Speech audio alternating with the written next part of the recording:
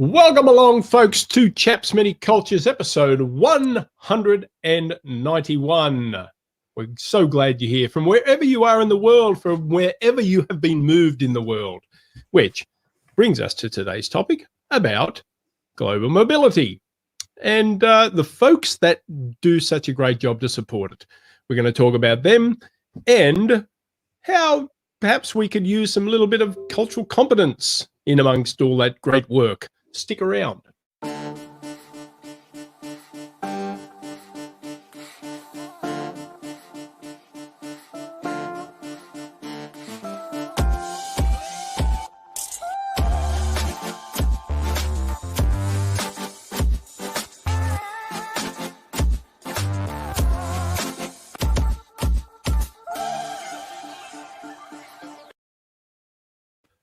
Yes, we just happen to be back. The #1 show of the business of culture and the culture of business. Tuesday, episode 191, Two Chaps, Many Cultures. G'day, pal. How are you? Welcome, everybody. Another episode, 191. It's getting better. It's getting better. We're getting better. That's awesome. It's getting up there. And they haven't moved us from the towers yet, so... No, they haven't. Well, you know, just like everybody, if we just pay our bills and their rent, then we should be able to be here and nobody will notice we're here. All right, good. Global mobility is the topic we want to discuss today. And here's a funny thing I learned about global mobility. I didn't know it was a thing until I started doing what we do, cultural training, coaching. I didn't know that there was a global mobility industry. I learned new acronyms like RMCs. And I was in meetings when people were throwing these acronyms, or, oh, we got to talk to those RMCs. And I thought, what the hell are they talking about? What is an RMC? So for those of you who are also wondering, it's a relocation management company. I didn't know what that was for a long, long time until I realized that there are big box service providers who manage everything and anything around a relocation. So I have this habit of staying abreast with my industry and the work that I do and clients that I serve. So I have all these Google News alerts, and one of them is global mobility. And the funny thing is, I get news alerts or headlines with the global news, Google News alerts about electric vehicles and railroad systems being built and everything about moving things, right?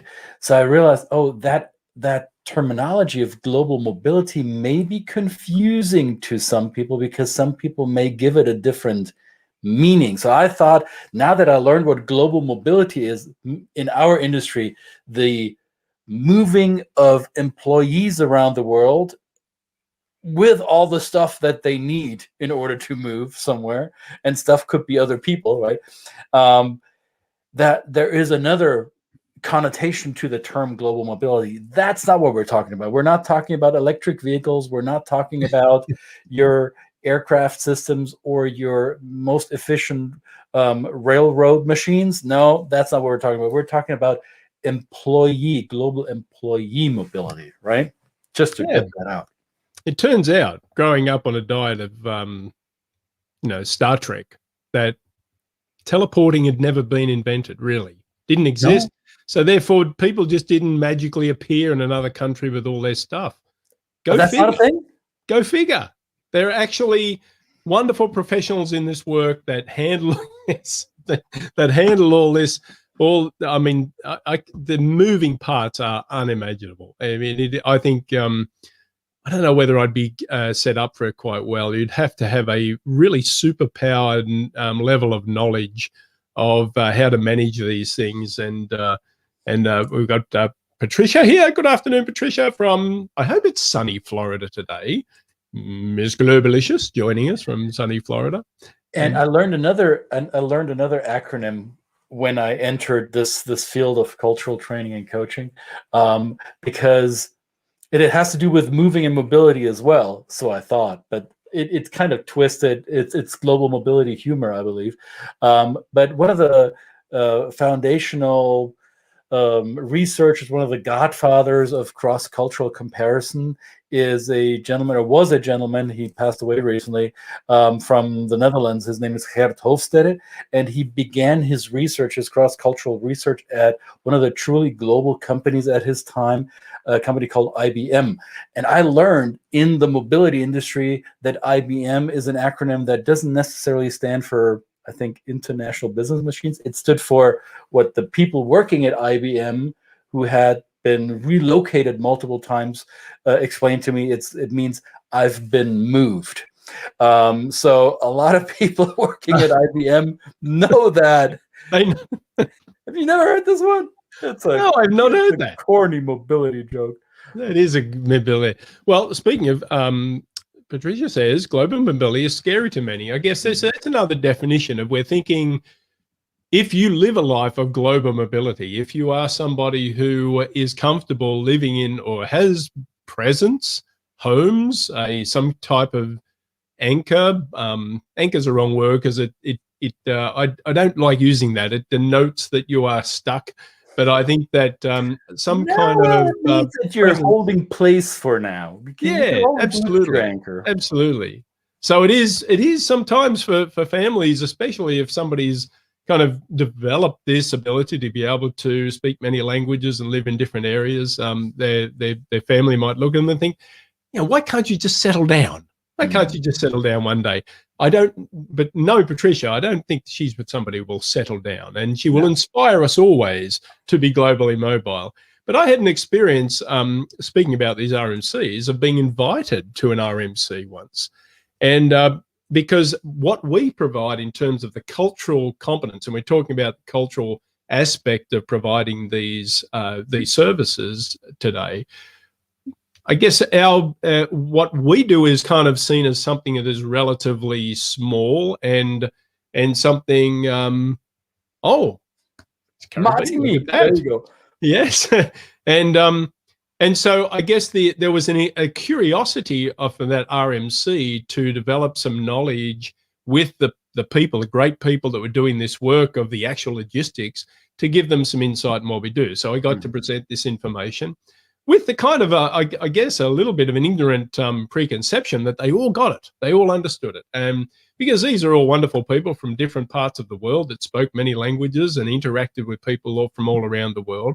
But then to truly just kind of put a framework or demonstrate how we work with the clients was something of a revelation for them. And it gave them the tools not only to speak to their clients about what we provided and the value of it, but also it gave them a pause to reflect on, am I actually being culturally competent when I interact with these people from all around the world? And how can I maybe think about that when I'm delivering information and communicating with them, which is what we kind of want to gently suggest, that if you're in this field, that you think about that. That's a really powerful thing to be able to put in your toolkit, I guess. And Patricia says, RMC, what does each letter stand for? I'm sure she's asking this not for herself, but for the audience, as we know that she works closely with one of these RMCs. RMC stands for, we said it earlier, Relocation Management Company. There's many out there, many of them doing great work, as Brett said, and they're handling many of the logistics or support aspects that come with moving people or organizations or teams across the world. What I noticed in working with relocation companies, not everyone who works for a relocation company works for them in an international capacity. So many of these relocation companies do domestic moves and global moves. And sometimes they might be surprised by some of the hiccups that they encounter with the cultural aspect or the linguistic aspect of moving people and goods around the world. I had the pleasure of speaking at several of these relocation conferences, and there's always, let's say, a good 20-25% of the people in the room who are, I would say, intimately familiar with the work that Brett and I, or Patricia, yes, for the audience, the work that we do. But there's also 2/3, 3/4 of the room who have never had any connection to an international move because their work didn't touch that portion of the company yet. And it's interesting to be reminded that the assumption that we sometimes have in the intercultural field, that the RMC people, the mobility people, they, of course, they get all this. Yes, some of them do, not all of them are automatically involved in Relo project. And I was reminded of that frequently just in the last, I would say, year, with the pandemic and the online virtual communications that we have, including our show, including other shows that we watch online or participate in conversation forums, whether it be on LinkedIn, YouTube, Facebook, or now on Clubhouse. There's a lot of people in the global mobility field who are eager to learn about what we do, right? That's why we called this episode, How Do These Worlds Touch Each Other? How do they complement, benefit, cross-pollinate? We will talk about this in a little bit more detail in a Clubhouse room next week. I should have remembered the date, and I was hoping Brett knows the date. But this is the link where you will find the date. You simply go here. CH doesn't stand necessarily for my name. It stands for Clubhouse_GM for Global Mobility. If you go to that link, you'll find the bookmark, so to say, the calendar entry for that room.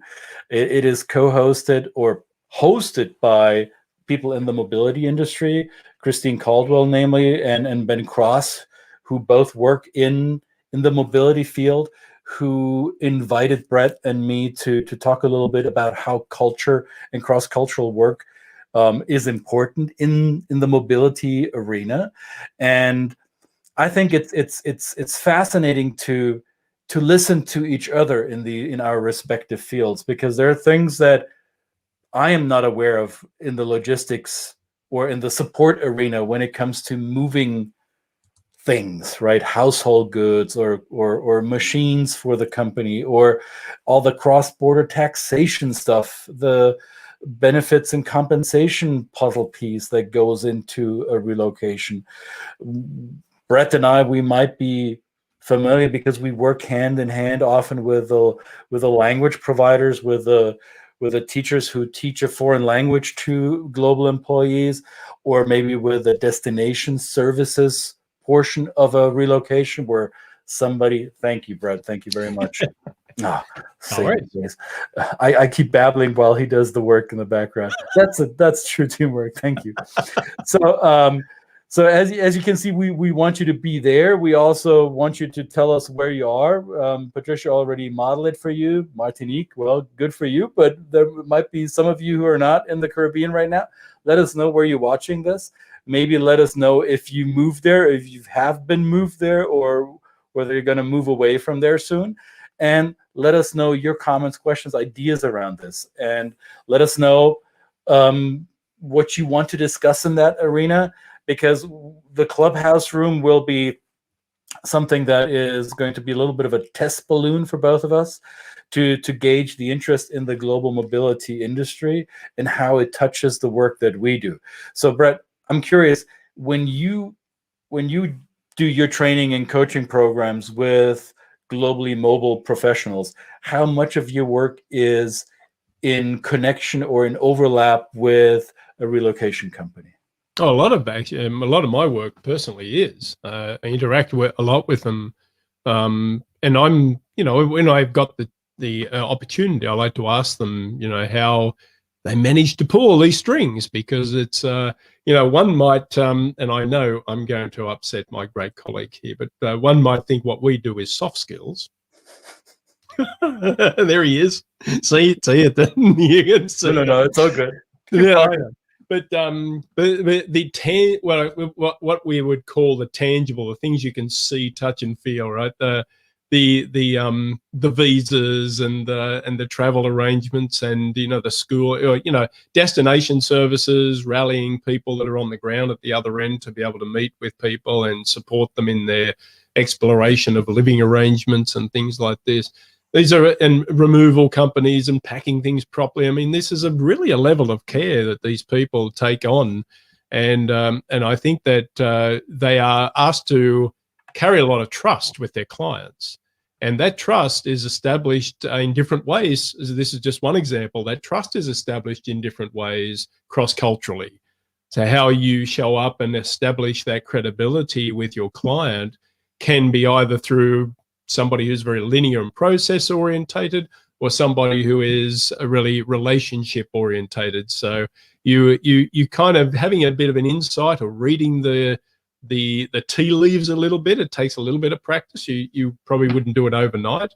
I still learn it every day, and I do this for a living. So it's just basically something that I guess will show a level of care as a professional that when you bring that to the table, you're going to, and there's a business case for this, of course. There's a business case that if you provide the very best of care for your client, then that word will get around, and then of course your business or your company, you yourself will get a reputation of somebody who takes that extra level of care, because the costs that go in with these big moves are pretty hefty. You know, the companies are investing a lot of money in these individuals and their families that are going to the other side of the world, or actually even domestically here, and in different parts of the country. But what we kind of provide in terms of is what I guess yes, there's some initial touch points that we can direct them to in terms of this is what to expect when you get there. It'll either be an adjustment, a topic of adjustment, or a topic of culture of the people they're going to interact with, or it may be ongoing, but it will have an ongoing effect on this, on success or perhaps failure of that assignment going forward. And so what we provide is kind of relatively low cost. We've got a little bit of a screenshot that we might just share here with you when it comes to this. Excuse me. There we go. Look at that. Bang. Bang, bang, bang. There it is, right? And so I guess there is some aspect of these that are risk mitigation where, I guess process stuff like the visas and the moving and that kind of thing is good. But these are kind of what we call a little bit of insurance. People have used the word insurance. It is a little bit of insurance against the possibility of the company, of the family going through any extra level of discomfort that they really need to go through. And that destination service is one of those things. Cultural training is what we do. Language training is another thing, if appropriate. If language training is appropriate and needed in the context of the country. you should have received some of that before coming to the US. It would have helped you. I know that for sure. But absolutely, hey, you adjusted regardless. It took you a little longer, but I'm still learning the language. You adapted. I'm still learning the language. But here are some of those aspects you see on this pie chart that is all reflected in the global mobility industry, right? The big blue chunk here where it says salary and benefits, obviously that is the chunk of the cost, right? But there are people who do nothing else every day but calculate what are the right ways to compensate an employee overseas, given the new tax burden that will apply to them depending on which location they move from and move to. What will be the level of benefits that we need to continue paying for the employee in their home country so they have continuous coverage or can reap the benefits of whatever system that's been in place at home, and how do we have to adjust the benefits for the duration of the assignment abroad. You see the green piece, the travel piece. Yes, there is travel involved. You have to move the employee, sometimes with a family, across the world, and not only to get them there and return them back home after the assignment. There will be continuous travel throughout. There's home visits. There are look and see trips before they actually go on the assignment to check out the new location, maybe hunt for real estate. So that will be the housing portion, the purple portion here. Yes, you're going to pay rental or home ownership monies in order to make sure that your employee will be safely housed in the new location. But before we can actually begin the housing process, we need to identify that, right? Who will be the real estate agent? Who will be the real estate expert? Maybe there'll be some temporary housing, some furnished apartments, corporate housing solutions. All of this handled by relocation management companies, right? Yeah. The tax cost, what I call here COLA, cost of living adjustment. That is something, there's companies specializing in this, oftentimes as part of a relocation management contract. Brett already mentioned the visa and legality costs of a move. School tuition. How do I prepare an assignee and their family for school-age children? What does that entail? Do we as the company need to take care of private school or public school contributions, financial or non-financial contributions to the local school system on the ground? All of these are questions often answered by global mobility professionals, right? So this is a big pie that accompanies a foreign assignment. It's not just zipping martinis on the pool in Geneva, or flying to Martinique to do your work there, Patricia. Yes. Not pointing any fingers, but No, not at all. There's a chunk of work around this, and I think the moving piece is it may look small on this pie chart, really depending on how much and how often you move things, but the logistics of this are enormous, right? We talked about grieving yesterday. There is a loss of a home. Expatriates are losing the home that they're used to in order to make a new home overseas. And a moving company, or all the mobility pieces around this, contribute to making this loss as bearable as possible, right? So if you're moving parts of a home to another location around the world, you need to keep that safe. You need to protect, like, frames for pictures, or a certain glassware that you inherited from your grandparents and you can't live without them, or any type of damageable goods that are inanimate objects, but they mean a lot to the employee. You're not simply completing a task, a logistical task. You're moving people and their things to which they have an emotional connection. And if you don't do this right, there will be a grief for your employee that will make them less functional, less operational, less successful for your organization. All of these are aspects that we, in our field, in cultural training and coaching, we address this as a support system. We help your employees to cope better with these changes and adjustments, and that's why we encircled it as your risk mitigation piece of that big pie, right? You have a choice as an organization. Is that worth my while? Do I want to engage in language training, destination services, cultural training?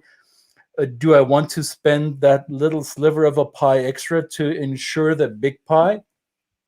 Or I'm going to be stingy, and am I going to be willing to risk losing the entire big pie, that big investment in foreign talent, that big investment in global mobility features and services, over a cultural mismatch, over a grieving process that is not well handled and not well managed, right? Yeah, I bring in I call out the partnership in this, even in the trainings. We talk about, because look at, this is actually a big responsibility that the global mobility support people are handling, right? And it is something that we bring in as kind of an integral part, as partners in the relationship we build with the RMCs, other global mobility people. So that's important. And I think, Patricia, maybe if you could, and I saw this because Patricia does a great job of these seminars, so maybe working in the Caribbean is no vacation. I'm open to be convinced. I'm open to the idea that maybe Caribbean is no vacation, or Caribbean, as we say in Australia. And thank you, Lily. Thank you for joining.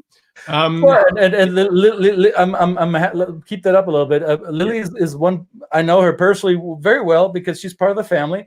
Actually, she's my mother-in-law, so I'm going to call her out on this. But oh, Lily's I could get some dish. Lily works in real estate, right? And she's part of that pie as well. She's part of the global mobility supply chain because she's one of the few, if not the only, bilingual realtor in her footprint in the geography she serves, right? So that is the cultural piece that you want as a global mobility organization.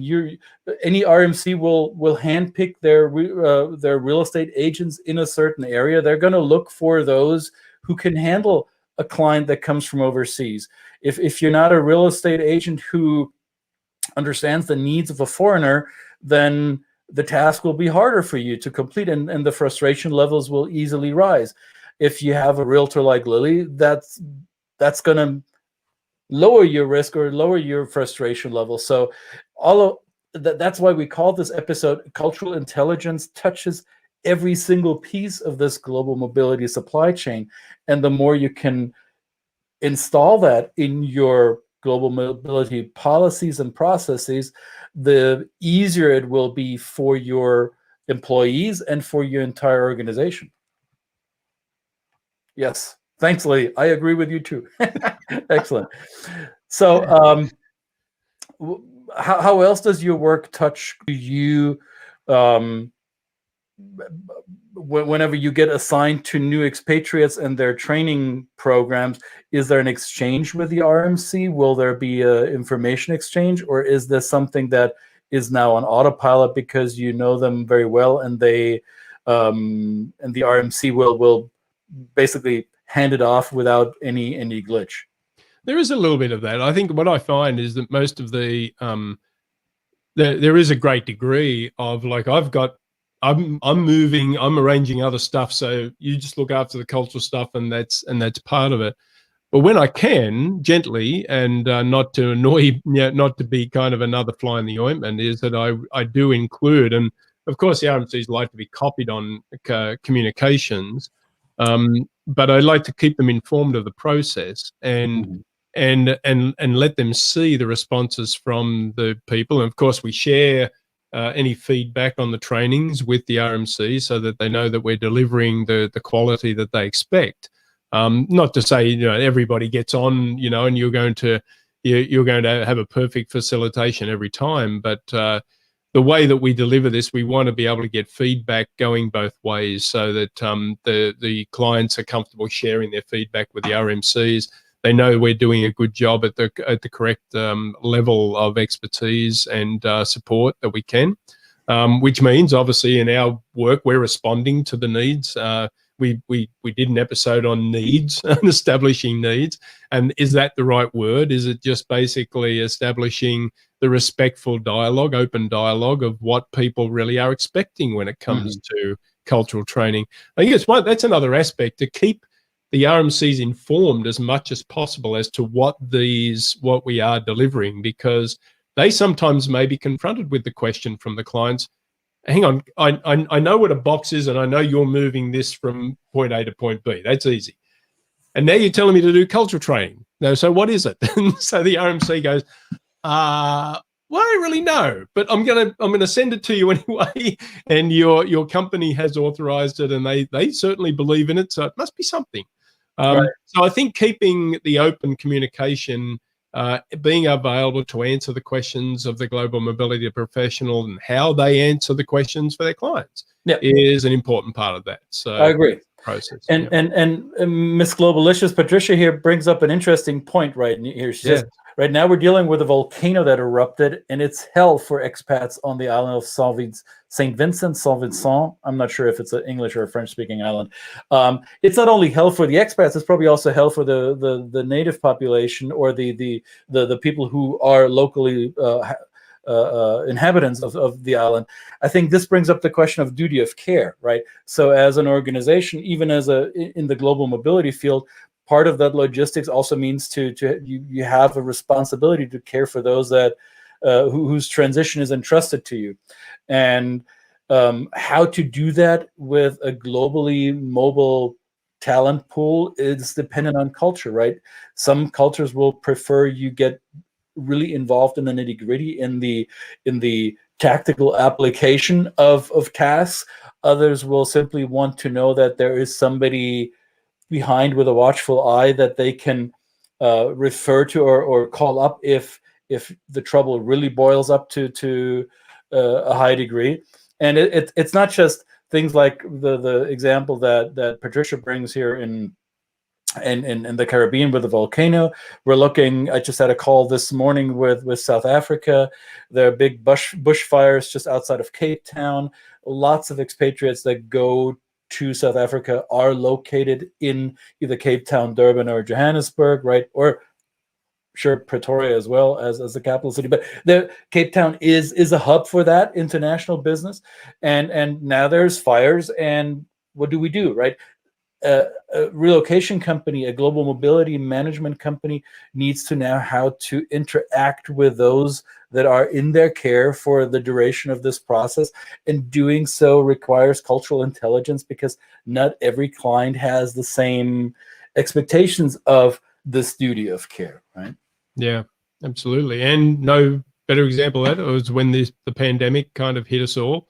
There were many people that were looking to be brought home very quickly. You know, there was that kind of level as well. So it's a fascinating field, and we have the absolute highest respect for the people that can juggle all those magical balls in the air, because I'm not sure I'd be up for it. I mean, I'm happy just, I'm in my lane, right? You know, stay in your lane, dude, right? stay in your lane, bro.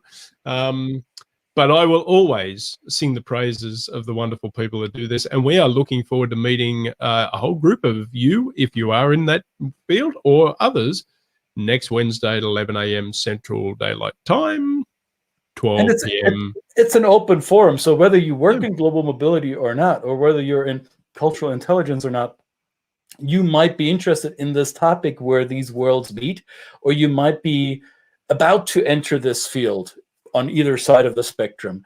If you're on Clubhouse, or if you want to be on Clubhouse, let us know. We might even have some more invites for you to join. Plenty of invites. It sounds like the mass media makes it sound like it's a exclusive club of digital snobs. It's not. Let us tell you that it's a budging social media tool where we don't need to show our faces. We can talk openly. It's not recorded. You can be as open and candid as you please. And we'd love to have you there and join us in that conversation. Fantastico. Thank you very much. We are off to have a wonderful afternoon. Thank you, sir. Another episode 191 to Chaps Many Cultures, the #1 show on the business of culture and the culture of business. And we'll be back tomorrow with another random topic that we've just made up on the spec. But because every day's a new day. Every day's a new day. We do wish those that may be having difficulties, location difficulties through some of the natural machinations of Mother Nature, as we say, that Patricia just so alluded to now. And other parts of the world, we hope everybody's safe, and that you do have a big support network that can get you out if you need be, or keep you safe if you don't have to. So just a little kind of wish for you, and thank you very much, sir. And we will be back. Thank you, Patricia. We love you back. We love you back. Absolutely. We love everybody. I'm not wearing my hat, but I have this hat that's ELE. Everybody love everybody. That is true. Yeah. Thank you, Two Chaps. All you need is love. Oh, no, I was told there was no singing, so that's going to be stuck in your head for the rest of the day. All right. You are welcome. Yes, I am very welcome. See you all tomorrow. Two Chaps Many Cultures out for now. See you again tomorrow. Bye-bye. Thanks, guys. Bye.